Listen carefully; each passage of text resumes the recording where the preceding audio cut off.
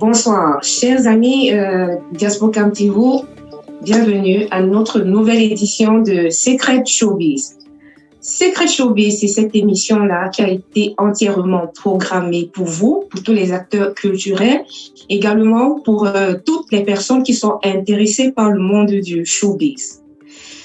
Il y a de cela quelques semaines, nous avions ici sur notre plateau 22 gouverneurs que nous avons récupérés tout droit de la Belgique et que nous avons interviewés sur ce plateau. Alors, cette fois-ci, nous avons frappé fort parce que nous sommes allés chercher une autre personne, un autre opérateur du showbiz très, très important. Mais tenez-vous tranquille parce qu'il s'agit de Monsieur Simon Benda, que nous aurons ce soir et que nous allons franchement cuisiner dans tous les angles. Bonsoir, Monsieur Simon Benda. Bonsoir, Amanda. Merci de m'avoir invité ce soir. Voilà, nous pouvons nous tutoyer, n'est-ce pas? Oui, bien sûr. Ok, d'accord. Alors, avant donc de revenir à Simon Benda, parce que ce soir, ça va se gâter. Nous allons d'abord prendre quelques minutes de publicité, le temps pour nous également de partager cette émission, parce qu'il faudrait que nous tous, nous soyons touchés. Il y a trop d'informations qui vont sortir ce soir. Donc, merci de partager et à tout de suite.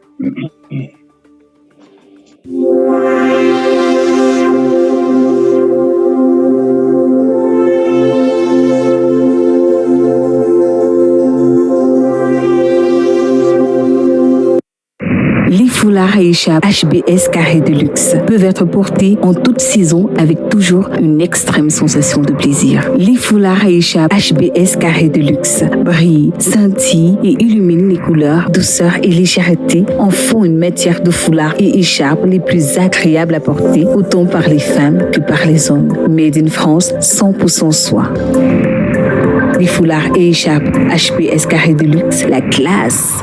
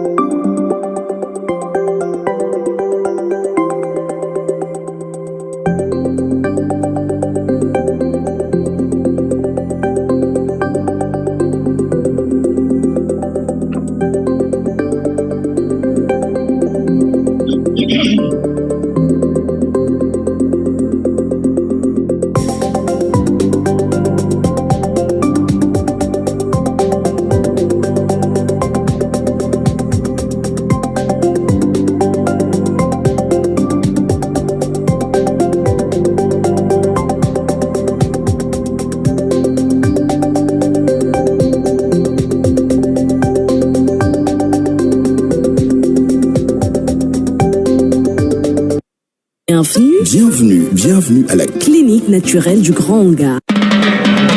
Depuis la nuit des temps, l'espèce humaine a toujours été terrassée par des virus, des bactéries à l'origine de nombreuses maladies contractées par l'homme. Maladies du derme, maladies cardiaques, cancer, maladies osseuses, maladies génétiques, et bien plus encore. Pour mettre KO ces mots cliniquement prouvés, la clinique naturelle du Grand Hangar va à l'épreuve de la nature et vous propose des solutions curatives à base des plantes naturelles. La clinique naturelle du Grand Hangar est située dans la Bonabéry. Contact 672 27 39 35 676 12 97 99. Clinique naturelle du Grand Hangar. La nature n'a pas fini de nous livrer ses vertus.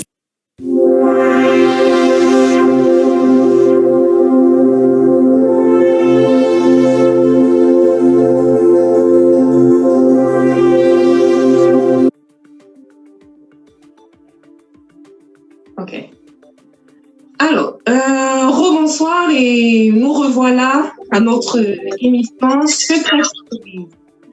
Bonsoir Simon. Bonsoir Amanda, bonsoir aux téléspectateurs. Voilà, durant toute cette émission, sans doute tu me verras sourire parce que c'est une très très grande émotion de t'avoir sur ce plateau. Ça n'a pas été facile vu ton emploi de temps, mais bon, tu as pu trouver quelques minutes à nous consacrer déjà, donc je te remercie vraiment d'être également venu.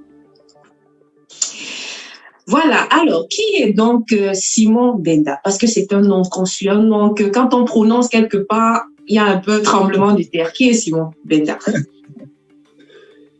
Alors, merci Amanda. C'est souvent difficile de se présenter, mais je vais essayer. Hein. Essayer. Effectivement, je m'appelle Simon Pierre Benda. Alors, je suis camerounais. Je vis en Allemagne, dans la ville de Francfort, depuis plus d'une vingtaine d'années. J'ai 44 ans. Et pourquoi tu ris? J'ai 44 ans. Et puis, qu'est-ce que je vais dire d'autre? Voilà, je suis informaticien, graphiste occasionnellement de métier et promoteur culturel, manager. Et puis, j'ai beaucoup d'autres casquettes. Hein. Voilà, c'est un peu ça. C'est ça, Simon, de manière générale. Voilà. Voilà. Merci Simon pour cette brève description de toi. Sans doute tu as oublié quelque chose, mais t'inquiète, on le fera sortir tout à l'heure. Alors, tu t'es présenté comme manager, promoteur, mais depuis combien d'années tu exerces dans le domaine? Alors, je suis dans le domaine culturel, dans le domaine du showbiz. Je vais dire que j'ai commencé très tôt à flirter avec le showbiz. Ça a commencé à mon jeune âge quand j'étais au Cameroun. À l'époque, j'étais élève au collège Alfred Sacker et j'étais déjà très imprégné dans le monde du show parce que je faisais partie du club musique du collège Alfred Sacker. Wow. J'étais l'un des plus jeunes d'ailleurs parce qu'on avait déjà les grands frères qui étaient comme les Philippe Issaka qui sont à Paris. C'était grands qui sont aussi dans le showbiz aujourd'hui. Ils étaient déjà nos aînés à Sacker. Voilà. Et à côté de cela, je travaillais à l'Aphrodisiaque Night Club, ce qui est aujourd'hui l'Obiplos. Je travaillais là-bas à l'organisation des matinées des jeunes avec Chinois Yanke, qui est aussi resté dans le showbiz, qui est très connu à Douala. Et lorsque je suis arrivé en Allemagne dans les années 98, j'ai trouvé un pays quand même qui n'était pas ouvert. Les choses ne se passaient pas comme aujourd'hui. On n'avait pas d'événements, on n'avait pas de soirées. C'était un peu difficile. Okay. Et j'ai toujours eu beaucoup d'amis dans le milieu parisien. Donc, heureusement, avec l'entrée du Schengen, on pouvait circuler entre les deux pays sans visa. C'est comme ça que j'ai commencé à aller à Paris. Et il y avait déjà ces soirées, le mouvement des promoteurs à Paris. Petit à petit, je fréquentais les soirées parisiennes. Et je me retrouvais en fait dans mon milieu, le milieu que j'avais déjà commencé à fréquenter depuis le Cameroun. Voilà. Donc, c'est comme ça que je décide aussi d'organiser des soirées en Allemagne. Alors, Simon, le CV est vraiment consistant, hein, ça il faut le dire, parce que si on essaie de voir depuis les années du lycée, du collège Alfred Sacker jusqu'à présent, il faut le dire que l'expérience, tu en as, ça c'est sûr et certain. Mais j'aimerais te poser une petite question. Alors, toi en Europe, quelle a été ta première soirée que tu as organisée? Est-ce que tu te rappelles encore de la première soirée que tu as faite? Oui, la première soirée que je fais en Allemagne, c'est une soirée avec Stanley Eno, en collaboration avec deux amis qui sont ici en Allemagne. Donc, nous étions trois dans ce projet. Nous avons fait Stanley Eno à l'époque où il sortait son album Imper. C'était d'ailleurs sa première sortie en Europe. Donc, ça c'était ma première soirée. Je pense que ça devrait être en 2012 ou 2013. Ouais, ça c'était la première soirée que tu organises vraiment. Et c'est comme ça dont tu t'es fait connaître alors ici en diaspora, dans le showbiz, si je comprends bien, à partir de cette soirée. avant d'organiser, j'avoue que Facebook qui était déjà arrivé, j'étais très impliqué dans Facebook. J'assistais dans beaucoup de soirées à Paris. Du coup, j'étais déjà connu du public. C'est-à-dire que mes photos étaient régulièrement publiées dans des soirées. Mais la plupart du temps, c'était des soirées en France, comme je dis. En Allemagne, on n'avait vraiment pas des soirées dans le calibre des soirées parisiennes où on avait des photos. Donc, mais j'étais déjà connu. Donc, quand je décide d'organiser aussi les événements en Allemagne en collaboration avec les deux amis dont je parlais tout à l'heure, j'ai déjà quand même des gens qui me connaissent. Donc, quand j'entre là-dedans, ils savent qui je suis. Et c'est comme ça que je me plonge dans cet univers en Allemagne. OK. Alors, rappelons donc à nos chers amis que Simon est un promoteur francophone de l'Allemagne, mais il a pu s'intégrer à 100% dans le showbiz de la diaspora et particulièrement dans la maison mère parisienne. Alors, Simon, on a dit tantôt, tu as plusieurs casquettes, promoteur, manager, organisateur événementiel, mais on a vu depuis un certain temps qu'on te retrouve en tant que parrain d'événements. C'est quoi être parrain d'un événement? Voilà, c'est une question très intéressante. Je pense que je suis souvent choisi comme parrain, contrairement à ce que beaucoup de gens pensent. On se dit un parrain, c'est quelqu'un qui est riche, qui a de l'argent. Je n'aurais pas la prétention de dire que je suis riche. Je suis souvent choisi, la plupart du temps d'ailleurs, je suis choisi parrain parce que ces personnes me connaissent.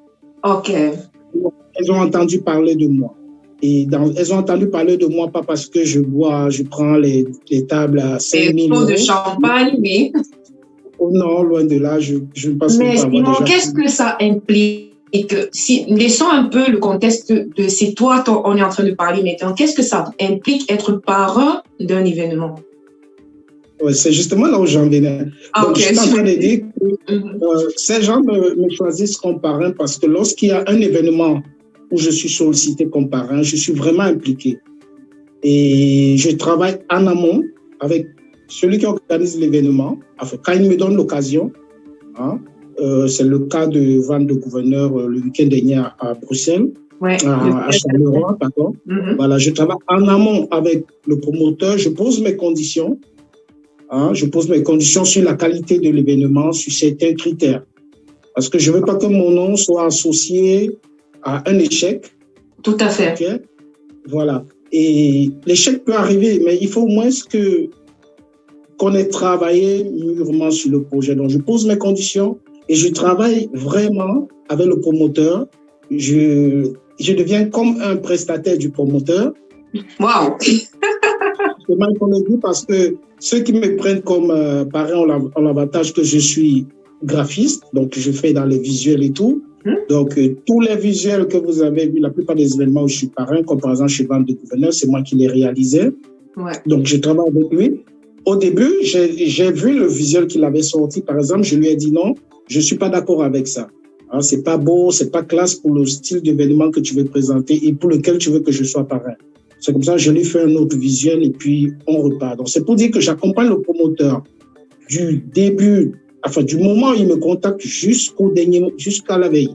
Alors, je me retrouve même en train de porter les tables. J'étais à Charleroi déjà le vendredi. Non, mais c'est magnifique, ça. On a soulevé les tables ensemble, on a porté les bouteilles de champagne et tout pour ramener d'un point A à un point B. C'est ça être parrain. Le parrain, c'est pas celui qui arrive, qui s'assoit, qui prend une table à 5 000 euros. Moi, c'est pas la vision que j'ai d'un parrain. Donc, quand quelqu'un me contacte comme parrain, je lui dis tout de suite, ne t'attends pas à ce que je te prenne une table de 3 000 euros avec du cristal. C'est moyen, je n'en ai pas. Si d'ailleurs j'en ai, je vais les mettre à autre chose. Mais je vais t'accompagner dans ton projet. On va travailler ensemble et naturellement, je ramènerai du monde, ceux qui vont me suivre et ceux qui voudront bien venir avec moi. Donc, c'est un peu ça pour moi, être parrain. Et c'est à ce titre que je suis très souvent sollicité. Et je pense que chaque fois où j'ai été sollicité, j'ai rempli. T'as assuré, ça a marché. Ouais. Vraiment, bravo Simon. Là. Je manque même les mots là, mais vraiment bravo parce que justement ta façon de bosser est tout à fait différente de ce que on a l'habitude de voir. D'ailleurs, concernant ta façon de bosser, dernièrement, il y a de cela 2 semaines, on t'a vu bosser franchement sur un projet qui a été un succès fou. Il s'agit du concert de Fally Ipupa. Un succès fou parce que vraiment les images que j'ai eues en retour, c'était phénoménal. Alors, est-ce que tu peux nous dire un peu ou bien comment tu as bossé sur ce projet et quel est le secret de ce succès interplanétaire que tu as eu avec Fally Ipupa, Simon? Oui, alors Amanda, je vais déjà dire ici, je vais pas avoir la prétention de dire que ce succès repose entièrement sur moi. Ok, je suis un maillon de la chaîne, n'est-ce pas? Le concert était produit par un label qui s'appelle Ebony Event. Ok. Je vais préciser que Ebony Event, c'est un groupe de jeunes gars à la base de... Comment? Voilà. Donc, Ebony Event, c'est un label créé par des jeunes étudiants en Allemagne à l'époque qui aujourd'hui ont terminé leurs études. Et c'est un label, donc c'est tout un concept en fait, tu vois, c'est une équipe. Est-ce que je suis encore en ligne? J'ai l'impression. Ah, d'accord. Alors, c'est une équipe très soudée qui travaille d'arrache-pied et une équipe que j'ai intégrée il y a quelques années ou 1 ou 2 ans. Et donc, nous sommes une équipe très soudée et des personnes que je félicite ici. Déjà les fondateurs, parce que je ne suis pas fondateur d'Ebony, c'est juste une équipe que j'ai rejoint. Ok. Voilà, c'est un groupe qui travaille d'arrache-pied, chacun a sa tâche. Et j'ai mon job, j'avais mon rôle et ce rôle, je l'ai assuré. Tu l'as assuré, ouais. Voilà, on a fait une promo de fou. On a fait une promotion de terrain, on a fait sur les réseaux sociaux. Vraiment, on a occupé le terrain. Et je pense que c'est la seule raison qui justifie, n'est-ce pas, le succès de cet événement. En plus, bien entendu, de nos noms, mon nom et le nom des autres, je pense à DJ Frankie, je pense à Roméo, je pense à Kairan. Et je pense à Olivier, à Samantha. C'est vraiment toute une équipe qui a adhéré à Ebony Event, qui travaille vraiment. C'est un label qui fait de gros concepts, de gros artistes et qui n'a pas encore fini de montrer ses cartes. Ça, je vous le promets. Donc, la seule raison de ce succès, c'est le travail. Comme tu as dit, tu as pu voir. Voilà, je suis peut-être la face très visible de tout ce maillon-là, Ebony Event, mais il y a derrière d'autres personnes qui travaillent plus sur Instagram, sur d'autres réseaux, aussi sur Facebook. Peut-être vous ne les voyez pas parce que vous n'êtes pas amis, mais c'est toute une équipe. Et je reconnais que j'ai travaillé, j'ai vraiment mouillé le maillot parce que ouais. Ça, il faut le dire. C'est un gros budget. Et c'était du live, il fallait vraiment travailler. On a travaillé jusqu'aux dernières minutes et on a eu le résultat escompté. Voilà, une salle pleine à craquer. On était obligé de chasser du monde, de ne plus vendre des tickets parce qu'il n'y avait plus de place pour. Donc, ce n'est que une satisfaction totale. Voilà. Toutes nos félicitations à Ebony Event et à toi également, Simon. Ça prouve que là où tu es, quand même, le succès suit. Pas ton travail, bien évidemment, tu l'as dit. On peut le dire.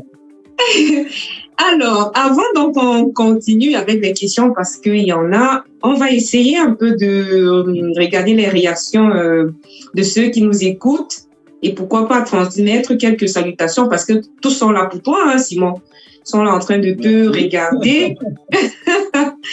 Je profite d'ailleurs pour dire que vous pouvez participer, poser des questions que vous aimeriez, si vous avez des choses que vous aimeriez savoir sur Simon Benda, il est là devant vous, prêt à vous répondre. Donc, c'est ouvert, vous pouvez poser vos questions là. Alors, nous avons le bonsoir de Maggie Fotso, la maquilleuse des stars. Bonsoir Maggie, ouais. Voilà. Et Vuna. exactement. Evuna qui dit bonsoir à tous. Voilà, nous avons Sonia Lagazelle qui nous regarde en ce moment. Bonsoir Sonia. Nikita Isomba qui nous regarde. Sosolena qui dit bonsoir. Gattuso Tchachua. Bonsoir Amanda. Bonsoir Gattuso. Le nom d'un Italien. Alors, Valérie Gaëlle Jomo, salut. Elle écrit Giresse Durand. Sans doute, elle appelle une autre personne, donc Giresse Durand. Ouais. Voilà. Le président Ebois qui nous regarde en ce moment. Bonsoir, président. Salut. C'est le roi. Ouais, c'est clair. Il écrit d'ailleurs en bas. Bonsoir, Amanda. Bonsoir, Simon. Et à tous, au Moulema. Toujours la marque déposée, ça ne manque pas. Voilà.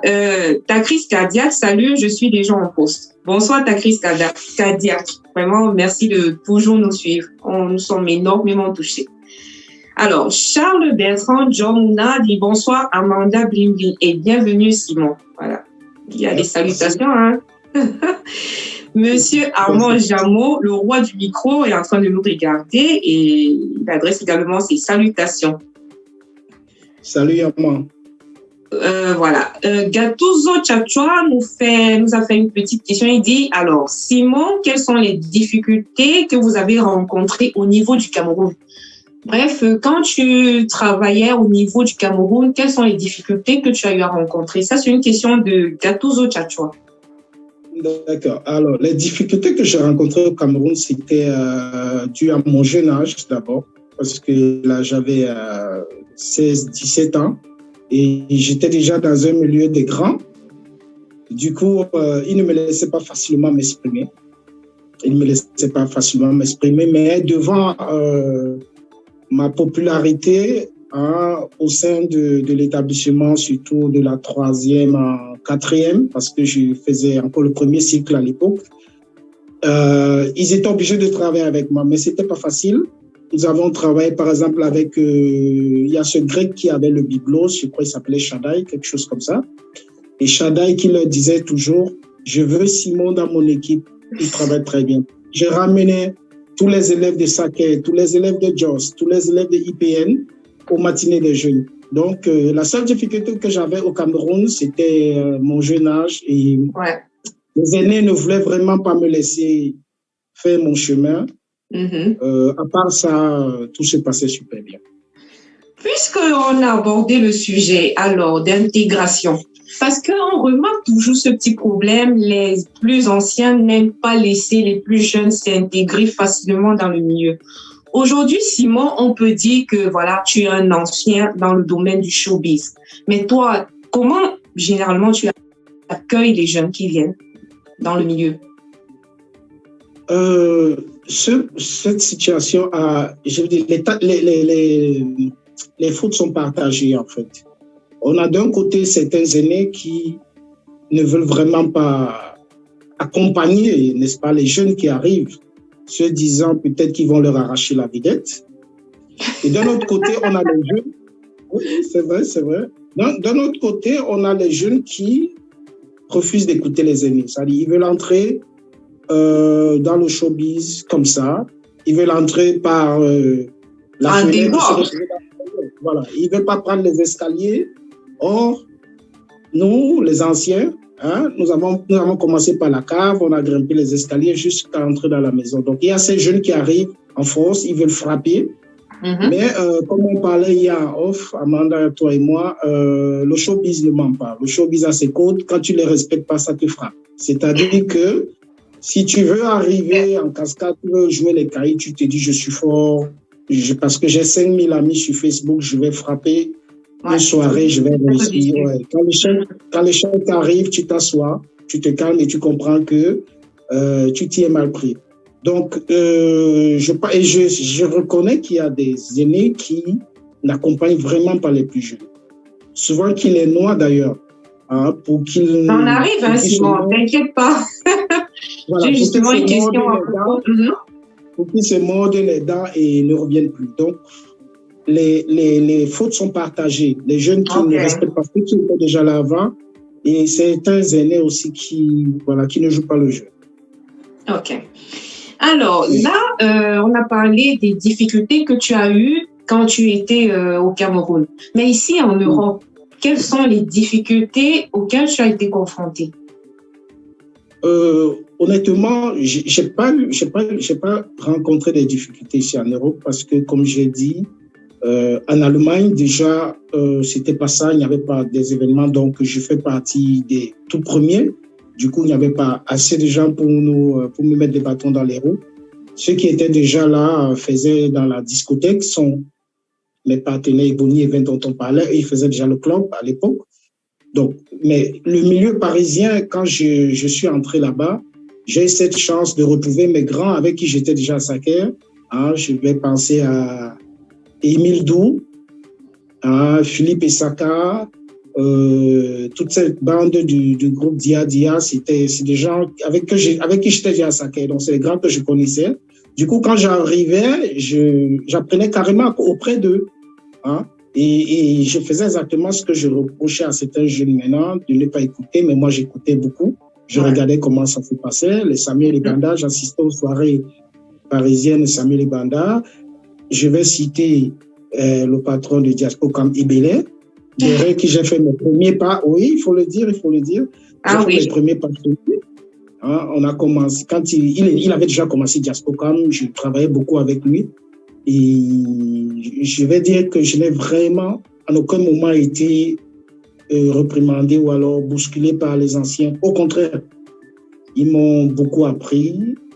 Peut-être pas directement, ils ne savaient pas, mais j'apprenais beaucoup auprès d'eux parce que j'ai copié ce que je voyais qu'ils faisaient et je l'ai ramené en Allemagne et j'ai commencé à le faire. Voilà. Donc, personnellement, mais ce n'est pas pour dire qu'il n'y a pas des jeunes qui sont entrés et n'ont pas été bien encadrés. C'est clair. Beaucoup apprécient d'ailleurs ce professionnalisme que tu as, Simon. Nous avons Josiane DS Nana qui dit des bisous à toi, Simon. Des bisous. Félicitations pour ton professionnalisme. Oh, des bisous. Merci, Josiane. Merci, DS. Voilà. Merci. Anaïs Essaka qui dit coucou à tous. Paul Dalise Demou, bonsoir Amanda, bonsoir Simon. Bonsoir. Et voilà. Et on revient avec une autre question de Cindy Chinda qui demande quelles sont les ressources disponibles en interne de votre événement? Quelles sont les ressources disponibles en interne? La question, je ne sais pas vraiment. Alors, les ressources, je ne sais pas ce qu'elle veut dire par ressources. Si tu as un peu compris, Amanda, tu peux me... Les ressources, je ne sais pas, qu'est-ce que tu utilises généralement pour travailler, voilà. Les ressources en interne. Bon, pour un événement, on a besoin des ressources humaines, on a besoin des personnes. Les finances aussi. J'étais en train de dire... Une carte de l'argent. Non, si on a l'argent, on n'a pas les personnes, ça ne sert à rien, on ne peut rien faire. Donc, on a besoin des personnes. Voilà, on a besoin des personnes dynamiques, on a besoin du financement. Et c'est l'essentiel, en fait. Donc, je ne sais pas dans quel sens elle voulait dire. Et puis, sur le plan financier, ça dépend, ça varie d'un concept à un autre, que ce soit un concert, une soirée, voilà. Mais on a surtout besoin des finances et des ressources humaines. Voilà, et des bons travailleurs, je précise, parce que bon, si tu as des mauvaises personnes, c'est clair que tu auras des maux de tête. Ça, c'est sûr. Voilà, tu as un coucou spécial là de Van de Gouverneur qui dit très professionnel ce mec. Ah oui, un témoignage en direct. Et il dit bonsoir Amanda, bonsoir le parrain, son parrain. Voilà. Merci Van de Gouverneur. En tout cas, il a fait le témoignage et il a tout dit là. Il a dit comment s'est passée la soirée. Voilà. Nous revenons donc à nos questions, Simon. Il y a quelque chose que j'aimerais savoir. Quels sont tes rapports avec d'autres promoteurs culturels? Quels sont les types de rapports que vous avez? Conflictuels ou bien de travail? Ouais, j'avoue que je suis un enfant béni parce que j'ai quasiment pas de problème j'ai pas eu de problème avec des promoteurs quelconques. Okay. a eu des dates qui se sont croisées, mais ça a été vite arrangé. De manière générale, mes rapports avec tous les promoteurs sont au très beau fixe. La preuve, je vais à Paris, je serai à Paris samedi pour la soirée du frère Christian de Djemba. J'étais avec mon frère le gouverneur la dernière fois. Je suis à Bruxelles, je suis ici. Enfin, je vais tant que mes moyens et mon temps me permettent. Et c'est parce que, d'abord, j'aime la fête et c'est parce que mes rapports aussi avec les promoteurs sont franchement bons. Il y en a avec qui j'ai des rapports très, très rapprochés.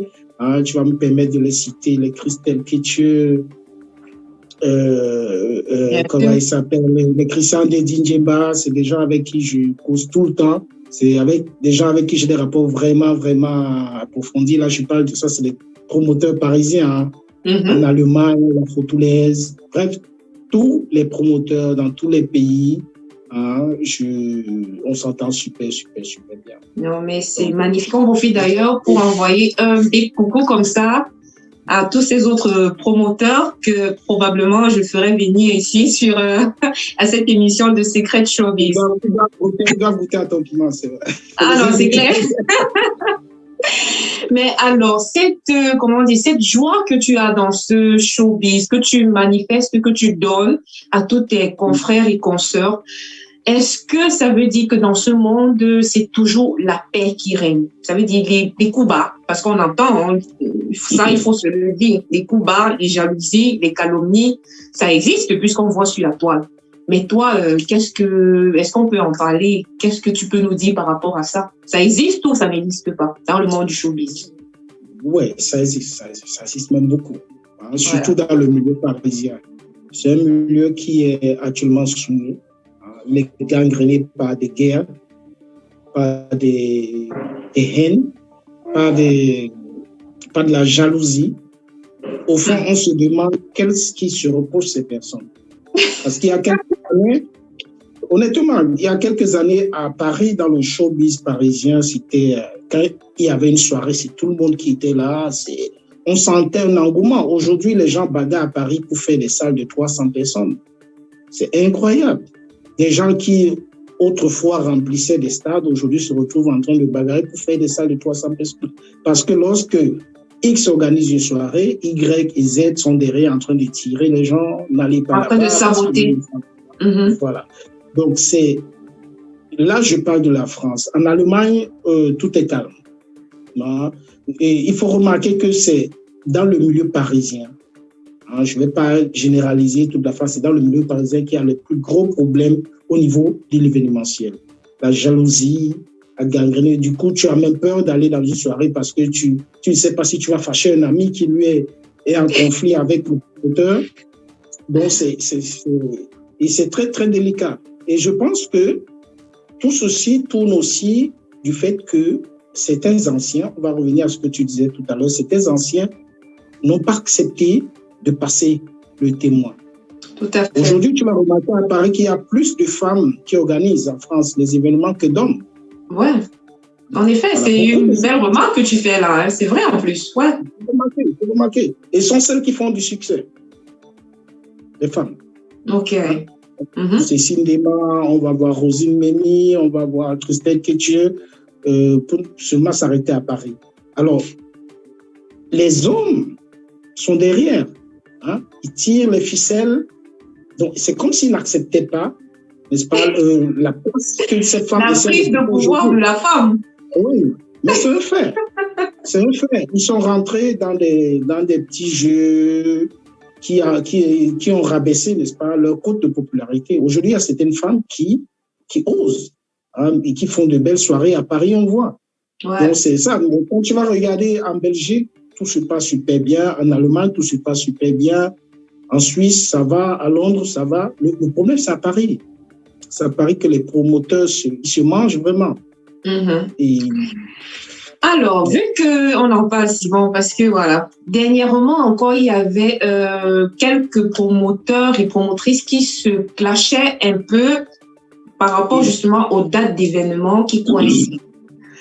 Selon toi, en tant que bon observateur et connaissant le milieu, quelle proposition tu peux donner pour que des situations pareilles soient gérées? Parce que il y a eu déjà trop de plaintes depuis que le Covid a été comme ça un peu suspendu et que toutes les fêtes sont tombées. Ce problème perdure. Les fêtes coïncident, les gens ne respectent leurs dates et les autres promoteurs s'en plaignent. Toi, est-ce que tu as une proposition pour que cette situation soit gérée? Ouais. Il y a une seule solution à ce problème-là, et je l'ai toujours dit, c'est que les promoteurs travaillent ensemble. Travailler ensemble, ça veut dire quoi? Ça veut dire qu'ils créent un groupe de promoteurs. Et j'ai dit, pas un truc de camarades, un vrai groupe. Parce que des groupes, il y en a. OK? Des groupes de promoteurs, il y en a, mais ça ne sert à rien. Jusqu'ici, ça n'a jamais servi à quelque chose. Que des gens créent un véritable groupe de promoteurs et que ce groupe soit régional, c'est-à-dire qu'il y ait un groupe de promoteurs parisiens.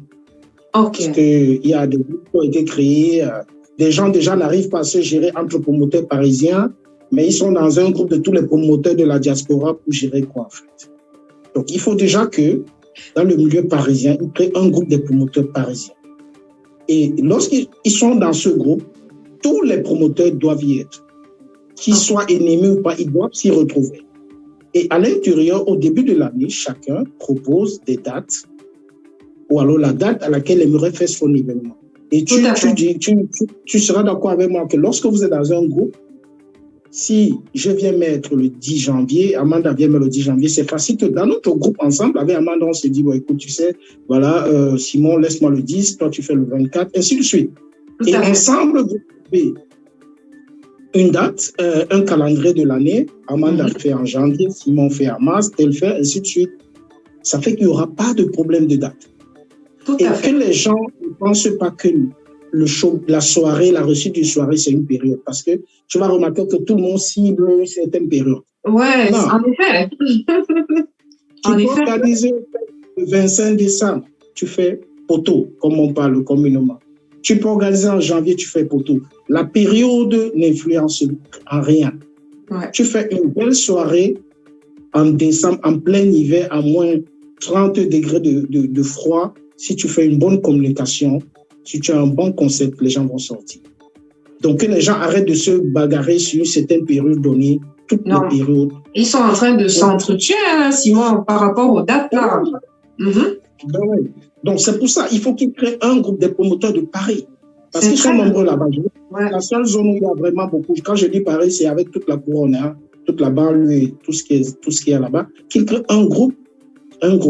Donc, qu'ils arrêtent leur groupe de promoteurs de la diaspora, ça ne marche pas parce que on ne va pas dire un promoteur en Allemagne quand il doit faire son événement ou quoi que ce soit. Donc, dans ce groupe-là, ils fixent un calendrier annuel. On dit tel organise tant. Ils se repartissent. Et maintenant, ils commencent à communiquer sur les événements. S'ils ne font pas ça, ils vont toujours se croiser. Et il n'y a personne, parce que lorsque tu vas publier ton affiche aujourd'hui, l'autre dira, ouais, c'est vrai, tu as publié le premier, mais moi, je voulais déjà publier, j'attendais dimanche pour publier. Et souvent, il a déjà payé sa salle. Maintenant, même, il ne se limite plus à bagarrer les gars, il se bagarre même les artistes. C'est clair, je dis, c'est terrible. C'est terrible. Il bagarre les artistes. Et donc, les prestataires, parce qu'on aimerait avoir peut-être un photographe ou un DJ, voilà. Voilà. Et ça va avec les coupes, hein. C'est-à-dire que chacun va avoir tel prestataire. Parfois, on te retire un prestataire. Hein. On te retire, ça veut dire que tu as avec tel prestataire, il t'appelle quelques jours d'événement, il te dit, on m'a donné plus d'argent là-bas. Ben oui. Il y a eu ça dernièrement, il n'y a pas longtemps, une soirée à Paris. Une jeune sœur qui m'appelle, je lui dis, et je ne vais pas citer les noms parce que voilà. Ouais, non, tu fais bien en plus. Le photographe qui est censé être son photographe parce qu'elle l'a mis dans son affiche. Je le vois aller chercher à l'aéroport un artiste qui va prester dans une soirée qui aura lieu le même jour que la soirée de cette jeune fille. Je suis surpris, j'appelle la fille, je lui dis, attends, ce photographe que je vois à l'aéroport, là, en train de chercher l'artiste là qui va jouer à la soirée qui a lieu le même jour que ta soirée, c'est pas ton photographe. Elle me dit, il m'a dit qu'on lui a donné plus d'argent.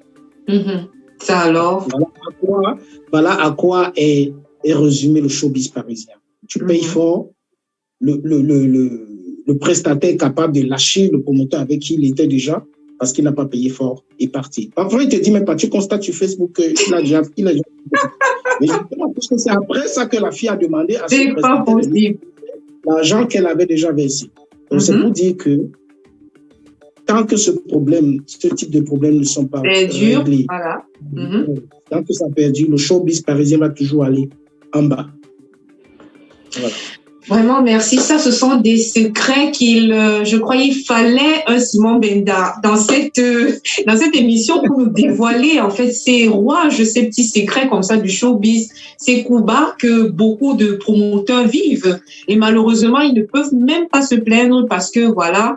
Mais ici, je pense qu'ils ont la possibilité de dire un peu de la leur, là, d'expliquer quels sont réellement les problèmes qu'ils vivent. Donc, ceux qui nous écoutent déjà, partagez cette émission, partagez parce qu'il faudrait que les gens sachent exactement ce qui se passe derrière les coulisses des événements.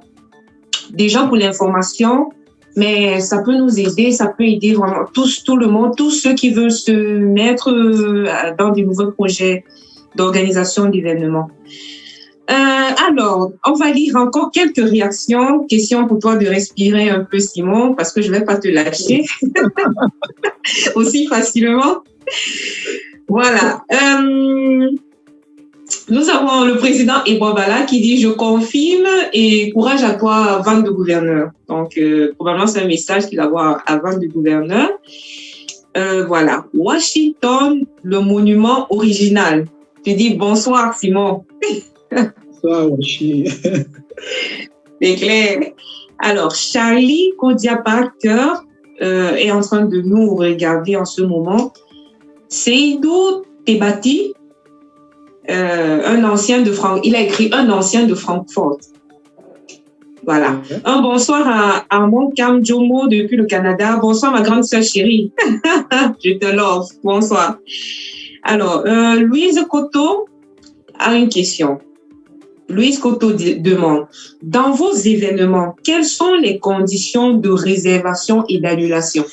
Ça aussi, il faut qu'on en parle. Quelles sont les conditions de réservation et d'annulation?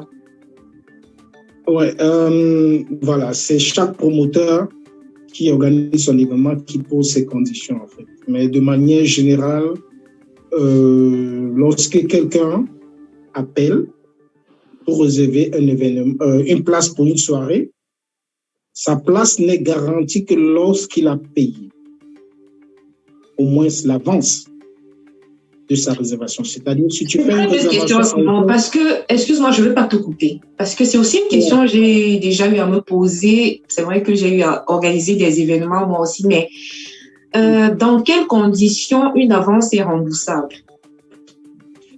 Alors, bien que ce soit des règles non écrites, hein, parce que sur le plan juridique, c'est difficile à expliquer, mais au terre à terre, comme on dit souvent. Oui, entre nous. Là. Entre nous, lorsque quelqu'un a réservé pour une place, ça dit si tu appelles, tu réserves, tu fais une réservation à hauteur de 100 € par exemple, pour 2 places, et que tu décides de ton propre gré de ne plus venir à l'événement, le promoteur peut se dire que cette place que tu as réservée, il aurait pu la donner à quelqu'un, bien qu'il ne peut pas prouver ça. Mais il peut le dire. Ça existe même dans les produits de consommation de tous les jours. Donc, il peut dire qu'il aurait pu donner cette place à quelqu'un, du coup, il ne te rembourse plus.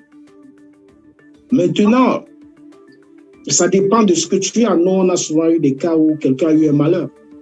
D'accord. Quelqu'un qui devait venir à ta fête samedi, il a perdu sa maman, un frère. Franchement, il n'y a rien de plus simple que de lui rembourser son argent. Ah, c'est juste. Bon, si quelqu'un est resté chez lui parce que peut-être sa femme lui a dit aujourd'hui tu ne sors pas d'air. Donc, quelqu'un qui a réservé et a payé, il doit venir. S'il ne vient pas, en principe, il ne se fait pas rembourser. Bon, maintenant, il y a des gens qui réservent de bouche, qui ne concrétisent pas leur réservation OK. Et qui Donc, ils réservent, ils appellent, ils disent non, on va venir, mais ils ne viennent pas. Non, souvent même ils viennent. Mais seulement il a réservé, il n'a pas concrétisé sa réservation, c'est-à-dire il n'a pas payé sa réservation. Et là, il a juste donné un accord de principe au promoteur que je viens à la soirée, réserve-moi 2 places. Maintenant, le promoteur peut garder sa place jusqu'au dernier jour. Mais le promoteur peut aussi céder sa place s'il n'a pas payé ne serait-ce qu'un acompte. OK. Voilà. Donc, il y a des gens qui réservent, qui ne payent pas et qui arrivent ce jour-là et sont surpris qu'ils n'ont pas de place assise, par exemple. Du moins, s'il n'y a pas encore, excuse-moi de te couper, Simon, il n'y a pas encore de loi, en fait, qui régit ces rapports clients-promoteurs, si j'ai bien compris. Du moins, c'est toujours bouché, gestion. Malheureusement, pour nous, moi, je ne fais pas mieux. Nous tous, on fonctionne vraiment au terre à terre. Si tu vas acheter un ticket d'un billet, par exemple, à l'Olympia, ouais. Okay, quand tu vas entrer dans le site de l'Olympia, tu vas voir les conditions de vente. Okay, là-dedans, tout est clair. On te dit, si le concert est annulé, on te rembourse tant. Si tu ne viens pas tant, tout est clair. Donc, ça veut dire que juridiquement, tu peux aller contre l'Olympia en justice. OK, porter plainte, oui. Comme on fonctionne là, on fonctionne sur la base d'une confiance mutuelle. Parfois, quelqu'un t'envoie même 2 000 € de réservation, il ne te connaît pas, il ne t'a jamais vu. C'est-à-dire qu'il peut arriver ce jour-là, tu lui dis que tu n'as pas de place ici, en fait, il ne peut rien faire contre toi. Mais heureusement, jusqu'ici, ça n'arrive pas souvent. Les gens réservent et ils viennent, ils trouvent leur place. Mais c'est des choses qu'on devait penser. Okay? On devrait penser déjà à avoir des conditions de vente pour nos soirées. Pour qu'un client, quand il achète, qu'il connaisse quels sont ses droits et quels sont ses devoirs. C'est très Parce important. qu'il arrivera un jour où un client va traîner un promoteur en justice. Je pense que c'est là où... Un client va sortir la machette sur un promoteur. Et pour le moment, tout le monde fonctionne comme ça. Oh, oui, c'est clair.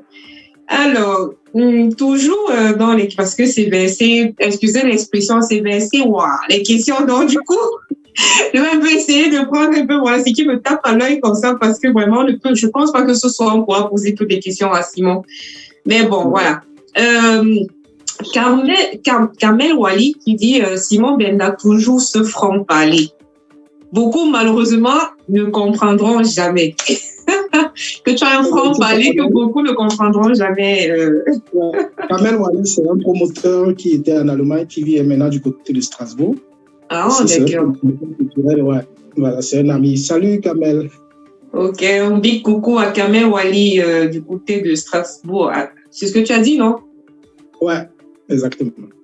Ok, alors, Winter Soldier, Jordan Elvis, il a dit commencez par déclarer les événements. C'est fort ce qu'il vient de dire là. Hein? Commencez par déclarer les événements. Oui, et je vais dire quelque chose là-dessus parce que je l'avais déjà dit dans un de mes directs, mais les gens n'ont pas encore compris ce que c'est que déclarer un événement. On ne déclare pas un événement qui n'a pas encore lieu.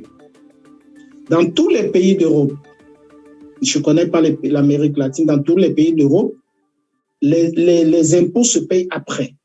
Ok. C'est-à-dire quoi? Quand un promoteur décide d'organiser un événement, il n'a pas besoin d'une autorisation d'une autorité quelconque. Il n'y a aucun pays européen, que ce soit en France ou en Allemagne. C'est-à-dire, je décide d'organiser mon événement aujourd'hui, j'ai juste besoin d'avoir une salle qui remplit toutes les conditions, c'est-à-dire avec les issues de secours et tout et tout. Je dois avoir des vigiles pour la sécurité. Et c'est tout. Voilà. Je paye le monsieur de la salle. Maintenant, il y a des propriétaires de salles qui exigent des assurances. Si le monsieur m'exige une assurance, mais ce n'est pas obligatoire d'avoir une assurance pour un événement. Je peux faire ça de mon propre gré pour me protéger. Donc, il n'y a pas un pays en Europe où, pour organiser un événement, il faut aller dire à la préfecture, s'il vous plaît, je vais organiser. Sauf lorsqu'il y a des restrictions, comme pendant le Covid, il fallait prendre certaines autorisations. Mais sinon, donc, je comprends mal les gens qui disent déclarer d'abord vos événements. Un événement, à partir du moment où tu le fais, il est légal. Toute personne qui vient s'aimer le trouble à ton événement est passible de poursuites judiciaires. J'ai souvent lu dans les réseaux sociaux, on dit, est-ce que cet événement est déclaré? On a le droit d'aller faire le trouble là-bas. C'est faux. C'est faux, c'est très faux. Maintenant, je vais terminer mon propos, Amanda. Maintenant, le promoteur, à la fin de son événement, a le droit de faire sa comptabilité et il a l'obligation, en fin d'année, certains pays c'est en février, d'autres c'est en juillet, de faire une déclaration d'impôt. Et une déclaration d'impôt à l'État où il va dire à l'État, écoute, j'ai organisé un événement à telle hauteur, j'ai gagné tant ou j'ai perdu tant. C'est tout ce qu'on lui demande. Donc, ça ne dépasse à personne de faire. Mais j'entends les gens dire de déclarer d'abord vos événements. Déclarer un événement, ça veut dire quoi? À partir du moment où vous croyez que la police ne connaît pas partout les événements qui sont en train de se faire? Gaston, par rapport à ce que tu dis, Gaston t'a dit, on fait une déclaration de manifestation, Simon. Un événement. Ça veut dire pour faire une manifestation, on fait une déclaration. Pour une manifestation. Il y a une différence entre manifestation. Je pense qu'il y a une différence entre manifestation et organisation d'un gala, par exemple. Une déclaration de manifestation, c'est pour occuper la voie publique. Ouais. Mais à partir du moment où tu loues un local qui est privé, parce que la salle que tu loues appartient à une personne, ce n'est pas une propriété de l'État. Tu n'as pas besoin d'une autorisation de manifestation. C'est une salle de spectacle, elle est homologuée comme telle, donc tu viens, tu la loues, c'est le propriétaire qui gère ces choses avec l'État, c'est pas toi. C'est pas toi. Maintenant, si tu vas louer, si tu vas organiser une fête dans une cave, dans un taudis, qui n'a pas des issues de secours, là, tu enfreins la loi. Mais si tu vas louer Nanterre, tu vas louer l'espace Chevret de Nanterre, tu vas louer, comment on appelle ça, je sais pas quelle salle officielle, non. Tu n'as besoin d'aucune déclaration. Tu as loué ta salle, tu remplis, tu mets tes vigiles, il y a des issues de secours. Le propriétaire peut te demander une assurance. Si c'est il peut ne pas te demander. Tu n'as pas l'obligation de déclarer cet événement. Maintenant, si quelqu'un vient s'aimer le trouble à cet événement, se disant que rien ne va lui arriver parce que ton événement n'est pas déclaré, non, c'est faux. C'est faux. C'est pas une manifestation. Une soirée d'ensemble n'est pas une manifestation. C'est très faux ce que M. Petit. Je suis désolé. Je pense qu'on apprend beaucoup en suivant Secret Showbiz parce que là, ce sont d'autres informations que personnellement, je ne savais pas. Donc, j'ai également appris ce soir. Merci d'ailleurs, Simon, de nous éclairer par rapport. Voilà, je pense que tout est dit. Voilà. On a également, je pense qu'il y a une réaction là que je voulais lire. Soufflons un peu. Simon, il y a Josiane DS Nana qui écrit « Amanda, t'es une belle découverte des cœurs pour toi. » Oh là là, merci Josiane. C'est gentil. Takira. Alors, ok. Sinon, Simon, ça va? Tu es content? Voilà, l'émission. Ouais, ça va, c'est tranquille. Hein. Jusqu'ici, ça va. En tout cas, on a compris que là, tu es dans ton élément parce que tu n'es même pas en train de bégayer. Tu es sûr de ce que tu as dit. Voilà. Alors, Simon, voilà. Vous, en tant que promoteur, manager, vous avez l'habitude justement de travailler avec des prestataires de services, parmi lesquels des photographes, des DJ, des présentateurs. Dernièrement, il y a eu des petites polémiques concernant les photographes. Donc, je vais prendre juste le cas des photographes parce que je ne vais pas parler de tout le monde ce soir. Et hier, on a invité l'un des photographes de la diaspora, Maïva Ima, justement, qui nous expliquait ses versions de faits concernant les services, le rapport promoteur et prestataire. Je pense que lui, il a dit que c'était très important la communication entre les promoteurs et les prestataires. Et toi, est-ce que tu as justement quelque chose à nous dire par rapport à ce fameux rapport qui parfois est conflictuel ou bien parfois très bien? Ouais, j'ai suivi hier Maëva sur votre plateau et il disait des choses assez pertinentes sur le rapport entre les promoteurs et les prestataires. Ouais. Par contre, lorsqu'il a dit qu'il n'avait jamais rencontré la dame qui était l'organisatrice de l'événement où il a filmé, je me dis que c'est tout à fait normal. Je me dis, à partir du moment où elle a un manager, à partir du moment où elle a délégué les pouvoirs, parce qu'un manager d'un événement, il a des pouvoirs assez étendus, elle a délégué les pouvoirs au manager de l'événement, c'est au manager de gérer avec le photographe ou les prestataires, comme ça s'est passé avec Maïva. Et le problème avec les prestataires, certains prestataires, on va aller sur les photographes, puisque c'est de ça que tu parlais, ouais. Et que j'ai l'impression que les photographes, bon, Maïva l'a aussi si bien dit, n'ont pas une ligne de conduite, un cahier de charge. Un cahier de charge, voilà. Il en a parlé hier. Voilà, c'est-à-dire quand le gars finit son job, c'est à lui de gérer l'après. Et j'ai constaté que beaucoup de promoteurs, pour eux, ils veulent avoir un photographe à leur événement. Après, le reste, ils ne gèrent pas. Ils ne veulent plus savoir comment les photos sont passées. Moi, je n'ai jamais compris. Alors, vraiment jamais compris comment un événement se passe. Un promoteur X organise un événement, mais les photos de son événement ne se trouvent même pas sur sa page. Et là, j'ai un peu donné raison à la dame qui a intervenu suite à Maïva, qui disait que Maïva a publié ses photos, un truc comme ça, je crois que c'est ce qu'elle disait. Elle a utilisé un ton un peu, voilà, il était agressif, mais en fait, ce n'est pas la faute à Maïva, justement parce qu'il n'a pas un cahier de charge, il n'a pas une ligne à prendre. Voilà. Parce que lorsqu'un photographe finit de filmer un événement, la première personne qui doit recevoir les photos, c'est le promoteur. Souvent, le promoteur découvre les photos de son événement sur Facebook. Il découvre. Alors, il se retrouve avec, parce que lorsqu'on organise des événements, il y a toujours ces clients-là qui viennent te dire, écoute Simon, j'étais là, je sais qu'on m'a filmé, mais vraiment, je n'aimerais pas que mes photos apparaissent. C'est pour ça que c'est important de remettre d'abord les photos au promoteur. Le promoteur va tamiser, il va retirer les photos qui ne doivent pas apparaître. Et maintenant, après, ils publient et le promoteur et le photographe, parce que très souvent, ils sont plus suivis, ils font la suite du travail. Mais on fait l'inverse carrément. C'est le promoteur, le photographe qui publie et le promoteur vient partager ce que le promoteur a. Mais Simon, tu conviens avec moi que c'est pas une mince affaire parce que là, on est en train de parler des centaines de milliers de photos. C'est généralement... Oui, c'est pas une mince affaire. Généralement, les promoteurs délèguent ça argument, ils laissent ce travail aux photographes parce qu'ils n'ont même plus de temps matériel pour le faire eux-mêmes. Mais qu'ils ne se plaignent donc pas après, comme la dame est venue se plaindre hier que Maëva a fait ci, a fait ça. Pour moi, si j'étais photographe, j'ai filmé ton événement, je te remets tes photos. Après, je peux les mettre dans mon page Facebook pour ma pub. Mais je dis, je te remets au promoteur d'abord ses photos. C'est au promoteur de publier les photos.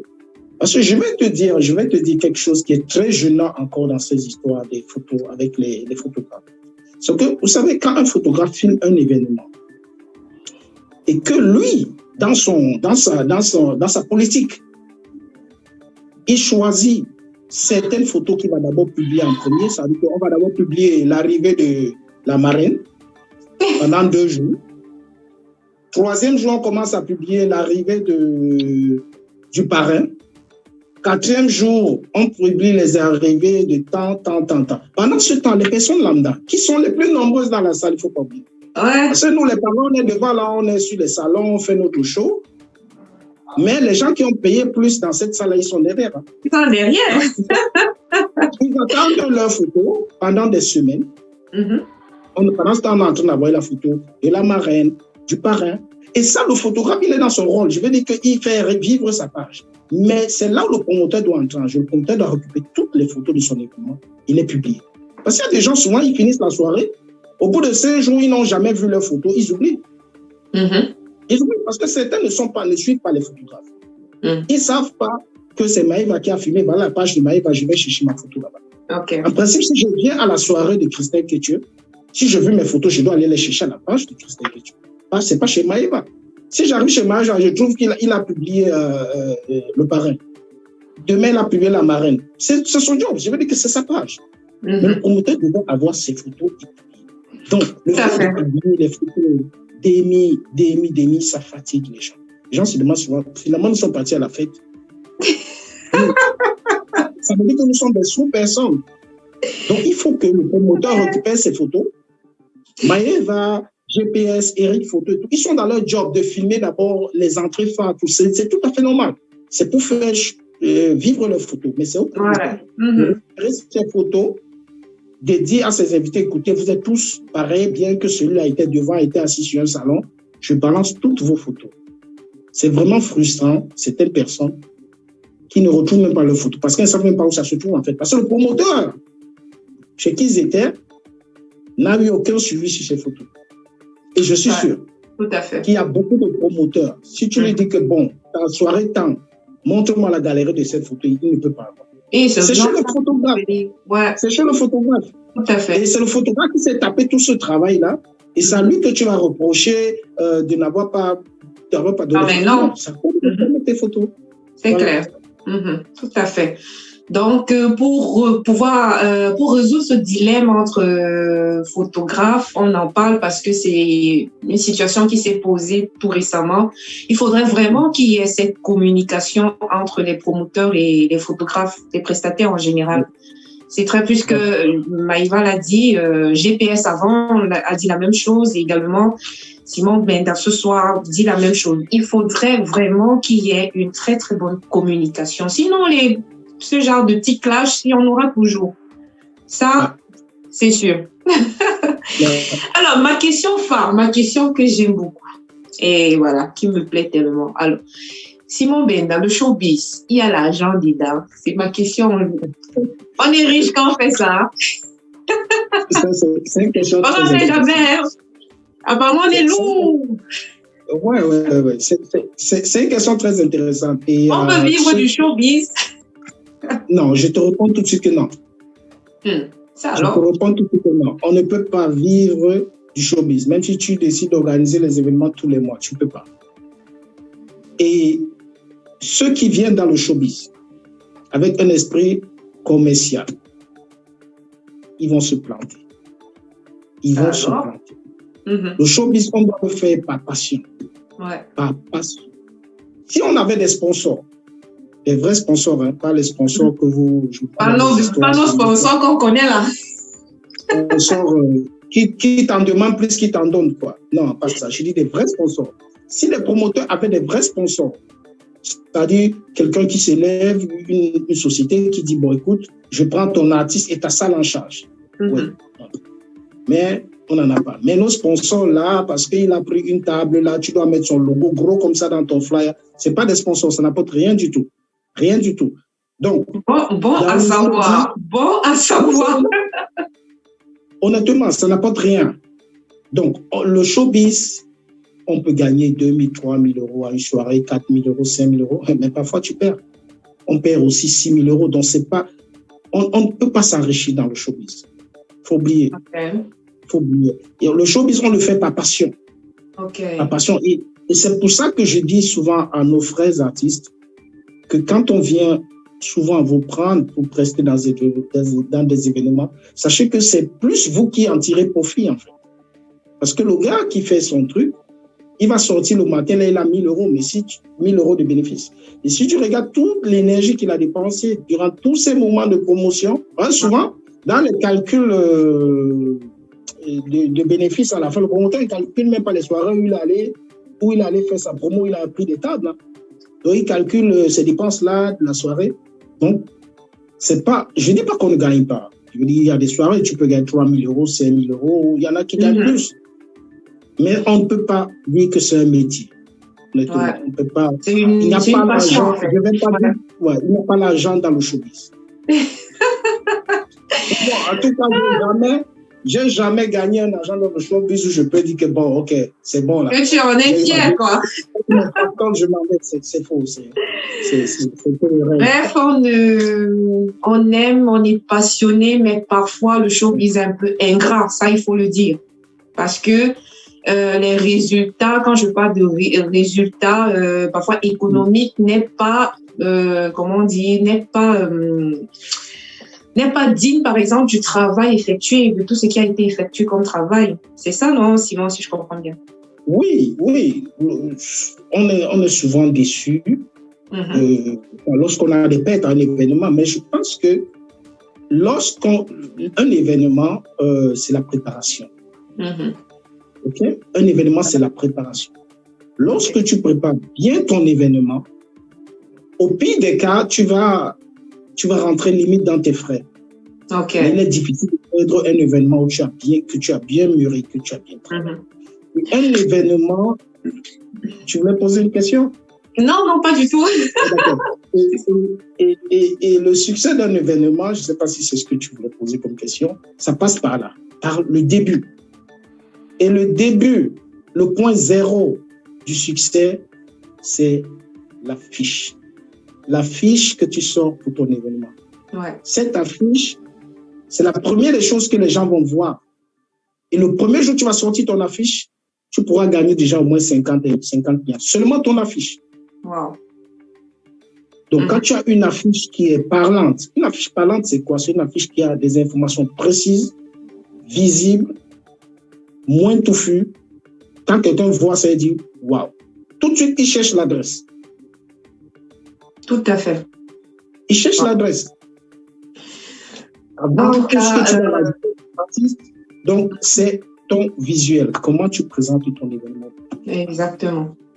C'est le point zéro. Je crois que ce soir, ceux qui ont écouté, ceux qui vont suivre cette émission, parce que beaucoup le suivent même en différé, apprendront plein de choses ce soir, Simon. Franchement, tu as été clair, vraiment plus clair que ça. Ça n'existe pas. Je pense beaucoup apprendront à t'écouter, à te suivre, quoi. Et d'ailleurs, si vous avez besoin en matière de management, je crois qu'il est là. Il est vraiment disponible, Simon Benda, pour vous. Donc, vous pouvez le contacter. Vous me contactez, on le contacte parce que bon, c'est quand même une grande relation, hein, donc. Malheureusement, Simon, on est pris par le temps, malheureusement. Mais bon, on va essayer de conclure un peu rapidement. Quel conseil pourrais-tu donner à un jeune qui aimerait se lancer dans le showbiz? Alors, un jeune qui se lance dans le showbiz, je vais lui demander d'écouter beaucoup ceux qui sont autour de lui, qui ont déjà de l'expérience. Et de prendre... Les vrais conseils, pas les conseillers taper pour tout. C'est ce que j'allais dire, de prendre ce qui est bien, parce que les anciens ont toujours une touche, hein, et d'éviter de rentrer dans des dépenses inutiles, parce que de plus en plus, tout ce qui arrive aujourd'hui, vous allez les retrouver avec des dépenses inutiles. C'est ça qui mène à l'échec, en fait. Donc, écoutez les aînés, bien que certains aînés, parfois, ils vous amènent dans des trucs inutiles, mais faites l'essentiel. S'entourer des personnes positives, des personnes qui vont vous accompagner dans ce projet. Ne courez pas après les gens parce qu'on dit que tel a l'argent, il va prendre un seau de champagne, tu dis ici de le prendre comme parrain. Non. Donnez le sens même au mot parrain. Un parrain, c'est quelqu'un qui accompagne. C'est pas quelqu'un qui prend le seau de champagne. Et des parrains qui peuvent vous accompagner, vous conseiller dans ce projet-là. Et surtout, avant de commencer, bien mûrir son projet, savoir son public cible, quel public tu vises. C'est des jeunes, des vieux, le milieu, qu'est-ce que tu veux faire? Donc, avoir un projet, faire un business plan. Très important. On ne fait pas un matin, on ne dit pas mon organisme. On fait un business plan. OK. Le succès sera... Wow! Alors, là, sur le maillot, là, j'ai failli oublier. Les immatures, la team. Je suis le 77 de la team immature. Voilà. De la team immature. Je salue une fille très Vous avez pris le pouvoir, hein?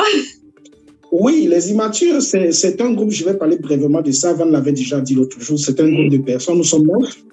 Hein, il faut avouer que la liste d'attente des personnes qui veulent entrer est nombreuse. Ça alors?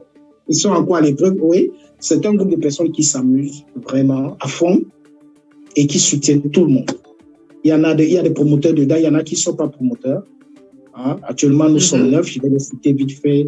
Nash en Espagne, Washington le Monument en Angleterre, Simon, Valérie à Grenoble, Van le gouverneur, Pigeon Voyageur, Photolaise, l'Azuren NKS. Voilà le Wow, une équipe forte, hein, franchement. C'est clair que si vous avez une équipe comme ça, votre soirée, franchement, c'est la totale du divertissement, je suis en sûre. C'est d'abord une famille. On ne parle pas que champagne là-bas dedans. On essaie de s'échanger les conseils et tout. Quand on peut partir tous, on y va. Quand on ne peut pas, certains y vont. Et pour soutenir tous les promoteurs. Donc, dans l'avenir, vous allez compter avec les immatures. C'est un concept qui commence. Vous entendrez clair. En tout cas, le concept est beau et on voit le travail que vous êtes en train d'abattre. Franchement, c'est du bon. Franchement, restez soudés comme ça. Moi, j'ai vu des choses que vous êtes en train de faire, que ce soit votre gouverneur, toi, la footlaise. Déjà, je vous ai eu ici à mon émission. Vous faites de très, très bonnes choses. Donc, pour les autres toujours de l'équipe qui sont en train d'organiser, vraiment, on ne peut qu'encourager. Vous êtes une très, très bonne, une très, très belle équipe. Ça, c'est bon de voir des gens travailler comme ça ensemble. Toutes nos félicitations. Ouais. Alors, voilà. Pour conclure, je vais essayer de saluer comme ça rapidement ceux qui ont fait poser des questions. Malheureusement, on ne pourra pas tous les lire. Un coucou à Charles Bertrand Djormouna, Calvi Djouari, qui est en train de nous suivre. Un coucou à Tino Silomanga. Un coucou à Kakris Kadiak. Un coucou à Annie de Nice. Un coucou à mon ami personnel, Longuet la vie. Je suis vraiment contente de la voir ce soir. Alors, question Simon Benda. Le cœur de notre Simon Benda est pris. Où il est? Célibataire encore? Il est? Ça, c'est la question à 1 milliard. La réponse, l'autre, là, ne sort pas. C'est une question ou bien tu es en train de conclure l'émission? Non, c'est une question. Il y a des fans qui te regardent, Simon Benda, veulent savoir si le cœur est pris ou bien c'est encore accroché. S'il faut cueillir. Tu vois, si tu as compris la guerre en Ukraine, franchement, tu vas comprendre l'esprit de mon cœur. Comme quoi, dans Secret Showbiz, c'est un secret qui ne sort pas, même si c'est... Il y a des secrets d'État, il y a des secrets. C'est clair. Tu sais, plus généralement, je suis très discret en ce qui concerne ma vie privée. Ah, tu fais bien en plus, hein. Tu fais bien, franchement. Tu l'as remarqué sur les réseaux sociaux, je n'en parle presque pas, je n'affiche pas. Souvent, ça me vaut des critiques, genre, ouais, tu veux te cacher. Non, c'est pas ça. Non, mais tu fais bien, franchement. Voilà, c'est vrai, ici, à Secret Showbiz, on parle de tout, mais bon, on respecte aussi. Je partage ça, pas ça malheureusement avec tout le monde. Voilà. Donc, ça reste pour moi. Je pense que c'est mieux pour moi comme ça. Tout à fait. Tu as absolument raison et on te comprend. Ok, alors, Simon Benda, voilà, notre émission tire à sa fin. Est-ce que tu as quelques mots de la fin, quelques salutations comme ça que tu aimerais transmettre? Je vais saluer tous ceux qui étaient connectés aujourd'hui. Merci beaucoup de suivre Diaspocam. Et je salue l'initiateur, le fondateur Ebile qui fait un travail formidable pour la diaspora, parce que cet outil qu'on utilise aujourd'hui pour communiquer, c'est pas donné. Et vraiment, merci et big up à Franck Ebile pour ce travail. Je salue tous mes collègues promoteurs. Je ne vais pas citer ici de peur d'oublier certains. Et j'ai une pensée très forte en ce moment pour un de nos amis de la team Ebony qui a perdu un membre très cher aujourd'hui, le courant Moto, et qui nous entraîne à annuler l'événement du 5 août qui devait avoir lieu. Donc, mes pensées très émues vont vers lui. Toutes nos condoléances.